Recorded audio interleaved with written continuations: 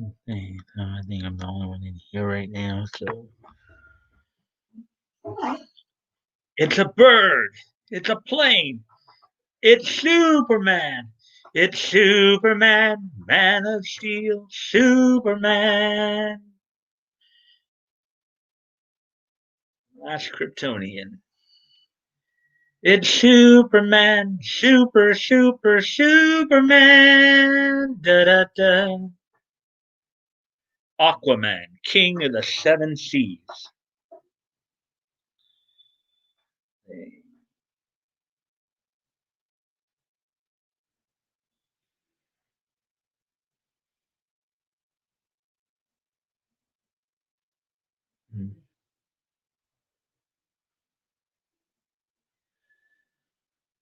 Let me see now.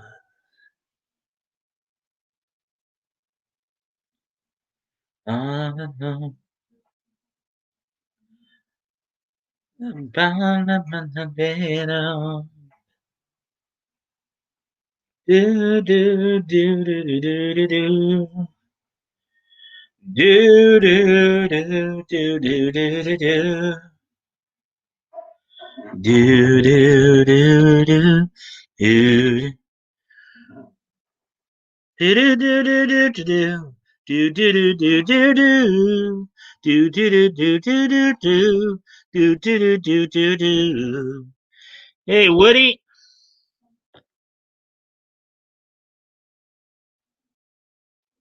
George Reeves was the real Superman to me. Yeah, he was on the 50s, the TV series in the 50s there, Woody. Yeah, it's still only registering one person in here, even though you're in here now, so should be saying two. But anyways, yeah, George Reeves was the TV Superman in the 50s there, the series that ran from 53 to 59. He just fortunately committed suicide there at the end, um, at the end of that decade. Um, well, Bud Collier though was the voice of Superman, going all the way back to the four. Bud Collier was the voice of Superman. For the radio serials, um, as well as the Fleischer cartoons, and then the Filmation cartoons in the '60s. There, now we got two people. Not saying two people. So good. Yeah. So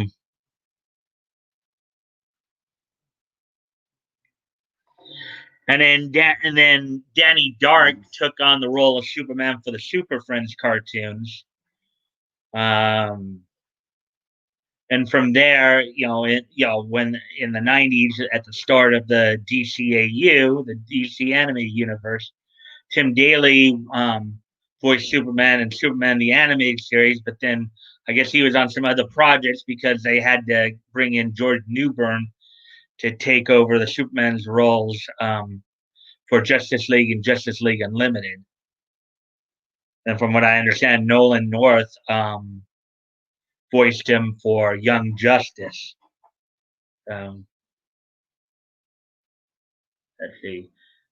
Bo Weaver did him for the 1988 Ruby Spears Superman cartoon. That was done right after the Crisis on Infinite Earths in the comics, um, representing that continuity. And of course, Dean Cain played him in the '90s live action, um, Lois and Clark: The New Adventures of Superman. Um, so yeah, that's a lot of that. How you doing tonight, Woody? Didn't see you much last night. uh,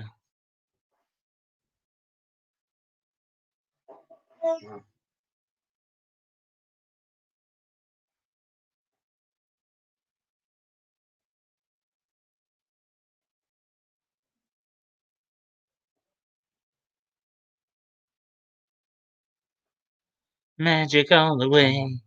We are going up and say, sparkling blue, the magic all the way.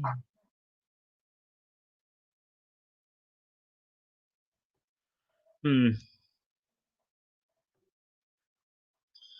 Yeah, actually, when you think of it, I know I don't know if you were here when I was talking about, I don't think you were here when I was reading through the Hawkman article and talking about some of the golden age aspects of the Hawkman. Um, but Superman of Earth 2 and Superman of Earth 1 were different too, in that the Golden Age Superman or Superman of Earth 2, his powers developed actually gradually over time. He apparently, when he came to Earth, he wasn't instinct. He was not initially, all powerful. Let's see. Some nights I fiddle with other things while I'm listening. I did listen in last night. All right, yeah. Um, okay, yeah. Um, yeah, but anyways, whereas on Earth One, the main continuity during the Silver Age, Superman had his power, pretty much was almost fully powered right from birth. So, and then Kryptonite was more of a story element on Earth One, you know, during the Silver Age than it was during the Golden Age. Even some of the villains had slight different, like Lex Luthor, for example. Like, okay, the Golden Age Superman was um was Alexi Luthor, just basically your typical, mad criminal scientist who wanted, megalomaniacal scientist who wanted to rule the world.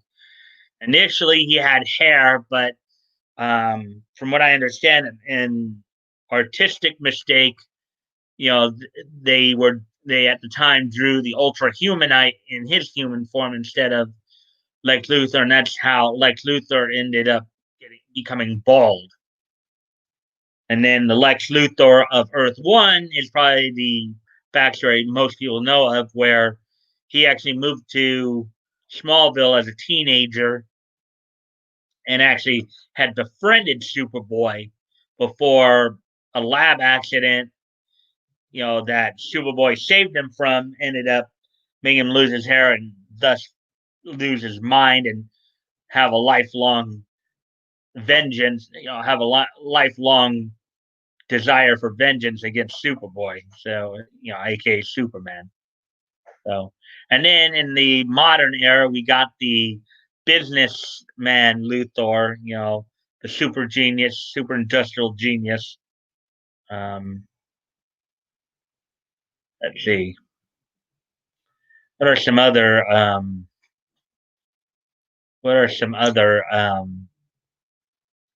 Superman villains who had basically different incarnations of Earth 2 to Earth 1? See, there was a Toy Man.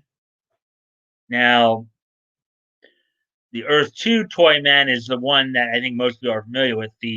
Basically the gimmicky toy maker.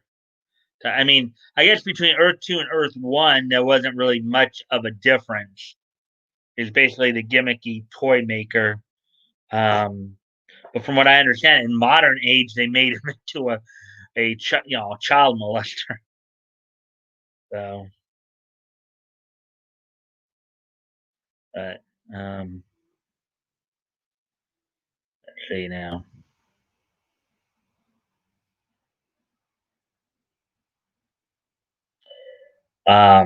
Solomon Grundy was a part of Superman's Rogues Gallery in on Earth One, but on Earth Two, he was actually part of the Green Lanterns um, Rogues Gallery.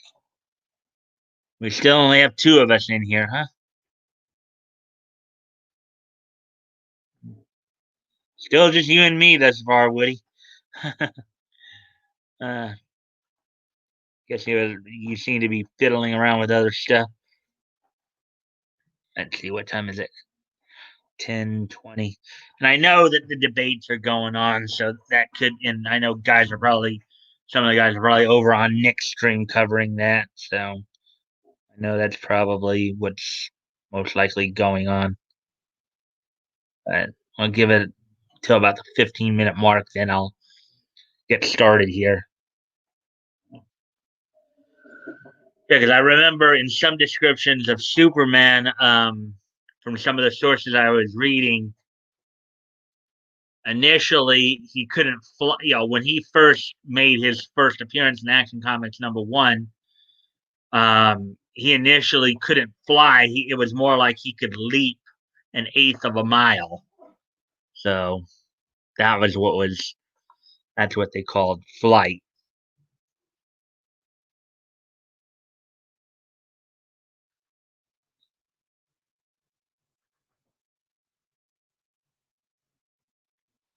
Uh, I type very slowly on my phone. Yeah, I know. Sometimes trying to type stuff on your phone can be a bit of a pain. I get that. That's usually why I prefer verbalizing as opposed to just trying to type it out.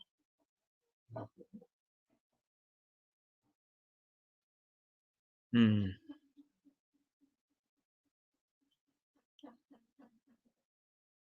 Yeah. So also in the Silver Age Superman, they basically gave him just about every power on his, you know, the Earth 2 Superman, the Golden Age Superman. He slowly developed the power of flight. He had, enhanced strength and senses and super speed. And as far as I know, he did have, like, aside from the naturally enhanced vision, I think he'd have like maybe the heat vision and the telescopic vision. And then he basically developed all the other visions on Earth One. Earth One, he had all the different types of visions across the magnetic spectrum. He had not just the heat and the X-ray and telescopic vision, but microscopic vision. You know, all kinds of stuff. So,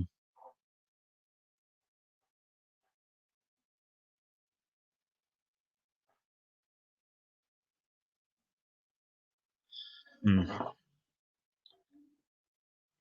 I said, I'm just trying to make conversation here to see if anybody else comes in. I know anonymity might come in a little later if he's just on his way home from work.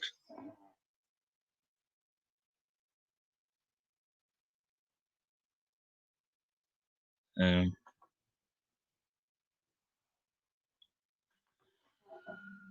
oh yeah, I mean,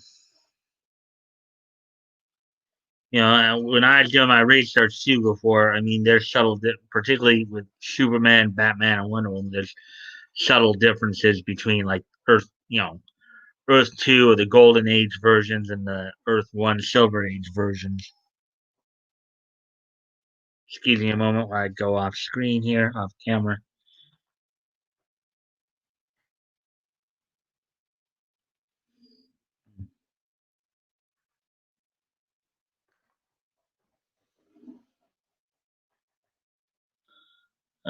14. So we're coming up. As I said, I'll wait till about the 15-minute mark, then I'll like start getting going here. I'll like talk about what's on tap and all that.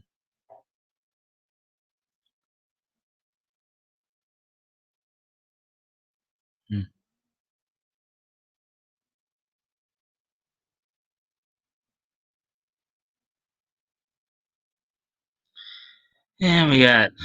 We're down to 15 seconds to go before we get to the 15-minute mark.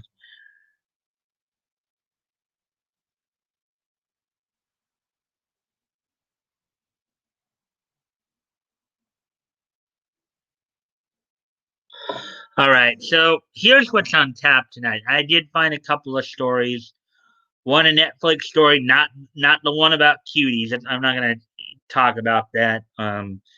There was another Netflix story that was on Bounding into Comics about I guess they're announcing an anime that'll probably be my lead story tonight. Godzilla Strange Point, I believe. So an anime release announcement there.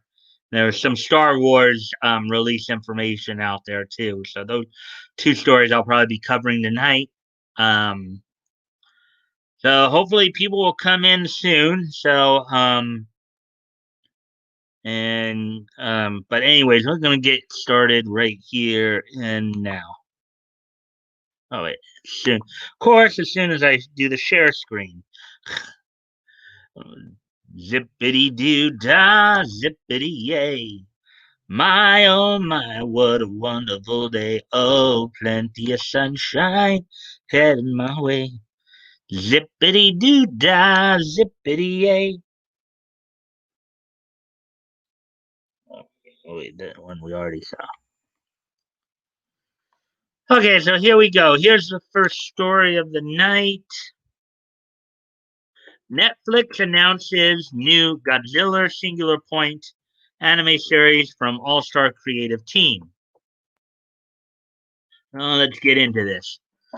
Godzilla is set to make his triumphant return to Netflix as the streaming giant has announced that a new anime series based on the exploits of the King of the Monsters and produced by a team of industry titans will head to the streaming platform in 2021. That is, of course, if they're around long enough, if they survive the indictment that was just filed in Texas. That's another story for another day. Godzilla Singular Point will be directed by Atsushi Takahashi of Doraemon, the movie 2017, and Blue Exorcist fame, and written by decorated Japanese science fiction novelist To Enjoy, um, who, aside from his work as a science fiction author, wrote 2 episodes of the series Space Dandy. The series will also feature music from composer Ken Sawada of Grave of the Fireflies and Yoramushi Pedal. Character designs from Blue Exorcist creator Kazue Kato and Kaijo designs from Studio Ghibli animator Eiji Yamamori from Howl's Moving Castle, Spirited Away, and the new Batman adventure. And then I guess here's some of the character design artwork by Kazue Kato there. So looking at that, let's see if anybody else has stopped in yet. No, it doesn't look like. Okay.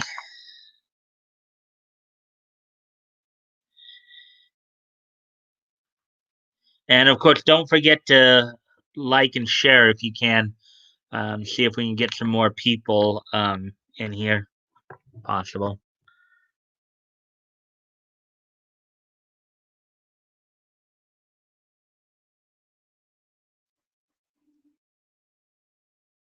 Okay, the animation itself, which Netflix describes as a combination of hand drawn and CG animation styles, will be produced through a partnership between Studio Bones, of course, known for their work on My Hero Academia, Mob Psycho 100, and Studio Orange, known for their work on Land of the Lustrous and Beastars.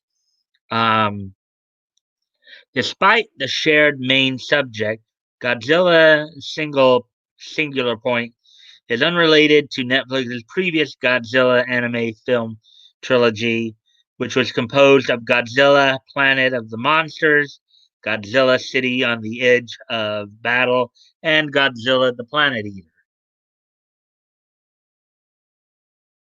I guess here's some more artwork from from one of the series, I guess.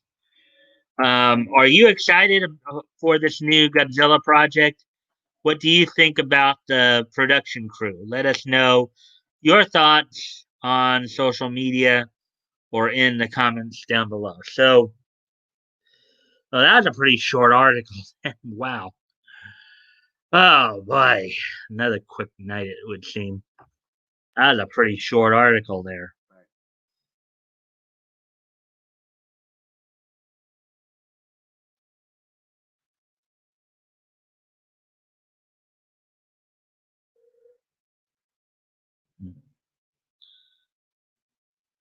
Oh, we got a third person in here. Hello, third person. So I just did a story on the Netflix releasing Godzilla. Um, I guess sometime in 2021. Um, so um, yeah. So any comments on the Godzilla release, guys? You know, because I see that a third person just joined us. Um, See if we can, if you guys don't mind liking and sharing the stream as well, so that we can see if we can get some more people in here. That'd be appreciated. Um,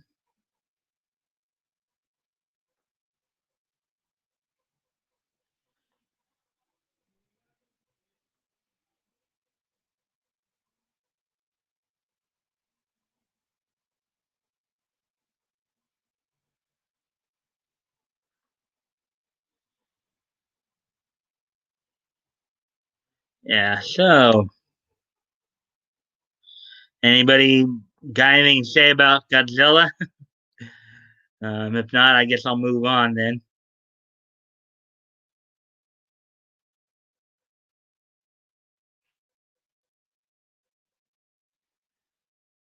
All right. It looks like we're just over the 22-minute mark here.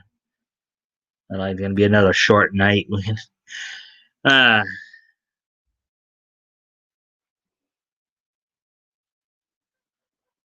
um, Star Wars quietly releases redesigns for their High Republic characters. That's the next story we're gonna cover here in the comic book scenario here. Um,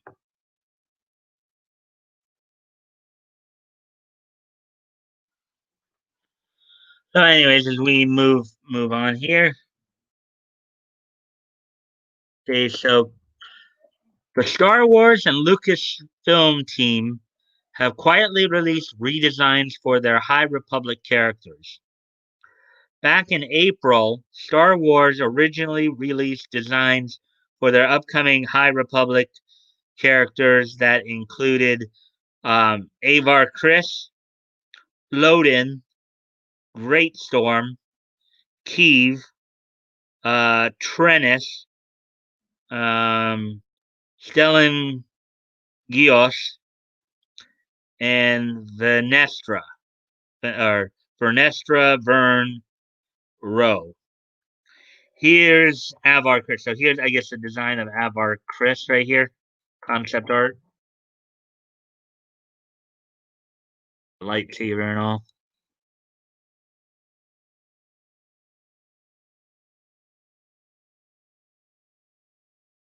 Next is Twi'lek, Jedi Master, Loden, Great Storm,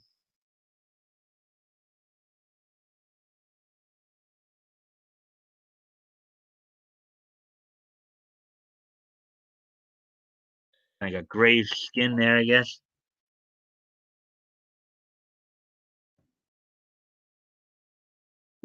They followed him up with young Jedi Keeve Trennis.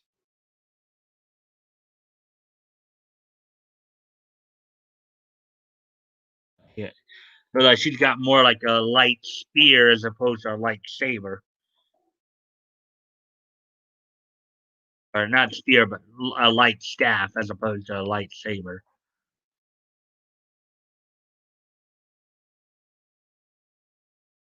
Then they showed off Jedi Master Stellan Gios.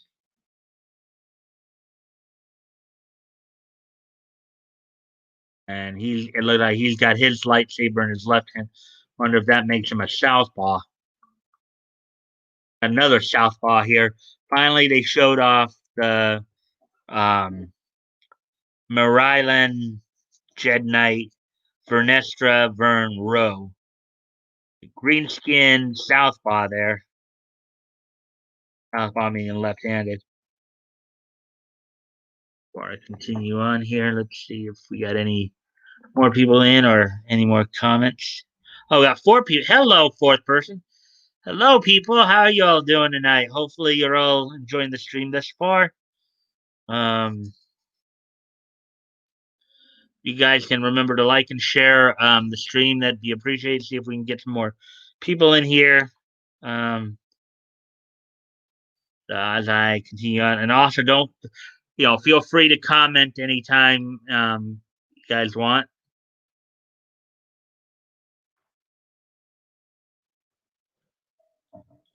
The designs would be panned by most Star Trek fans.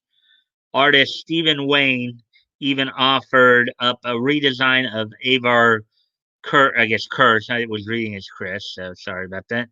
Writing, I just had to fix Avar from Star Wars: The High Republic, the bestest Jedi of Avar, because her original design is boring, uninspired, and way too masculine.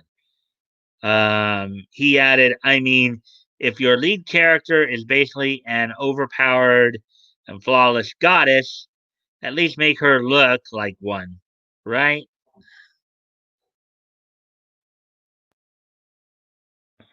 And then here's the actual tweet right there. And I guess here's some of the artwork there.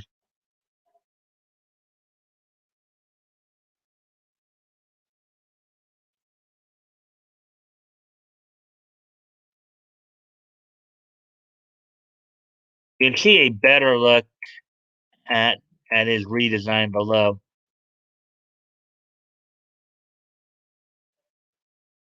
Yeah, they decided to give her more black lipstick, black eye coloring there, or and showing off a little skin on her right side there a bit.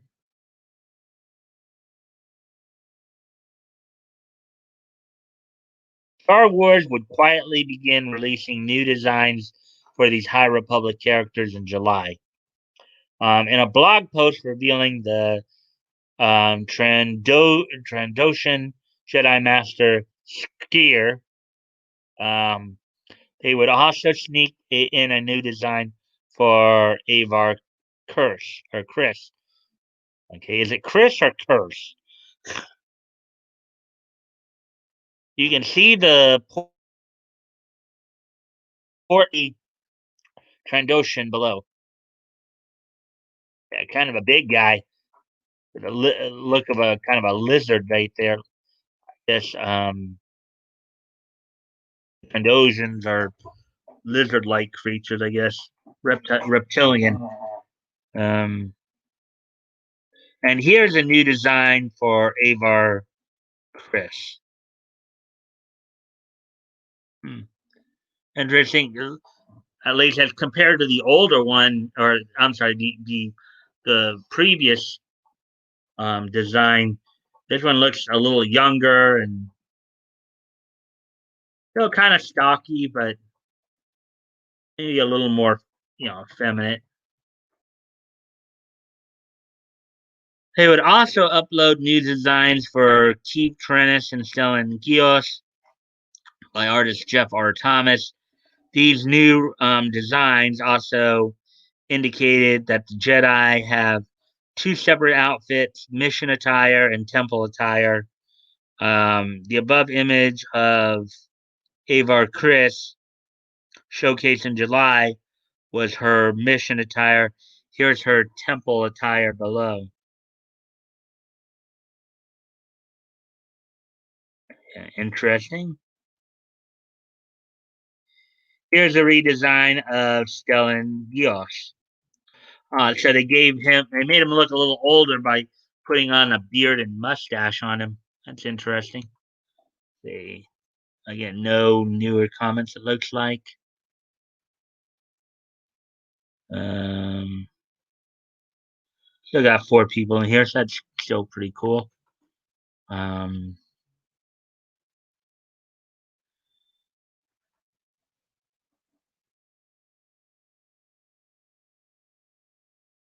Here's his mission garb. He, with the mission garb there, it looks like he is ready to fight. At least he doesn't have to worry about getting it all dirty. And lastly, here's the redesign of Keith Trennis. I'm guessing this is her temple garb. Interesting facial expression there.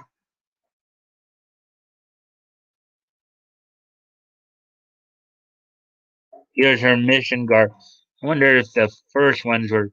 I guess that's his mission garb right there. If they're showing us the mission garb first, then or I'm sorry, the temple. I guess that's his temple garb right there. That's um, Stellan's temple garb, and there's his mission garb, and then there's Kiev and her temple garb. Here she is in her mission garb.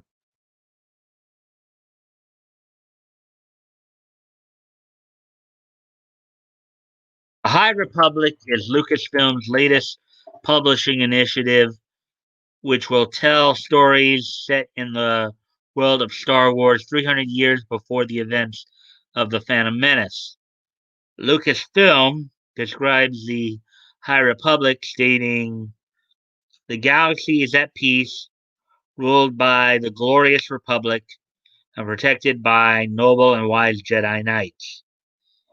As a symbol of all that is good, the Republic is about to launch Starlight Beacon into the far reaches of the Outrim. This new space station will serve as a ray of hope for all to see."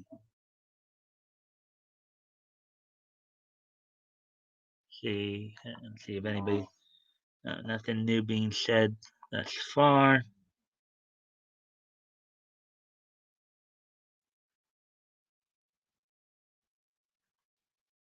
So anyways, back to the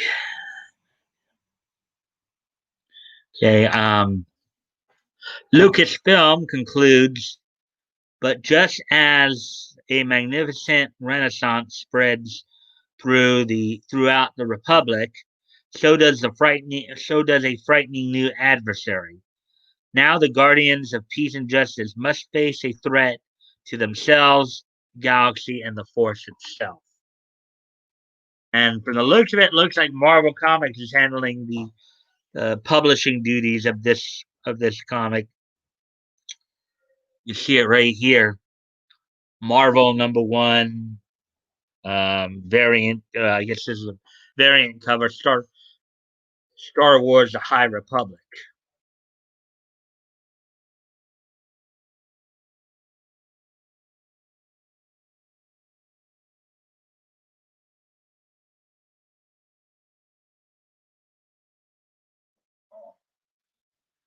The publishing initiative was delayed to January 2021 by Lucasfilm.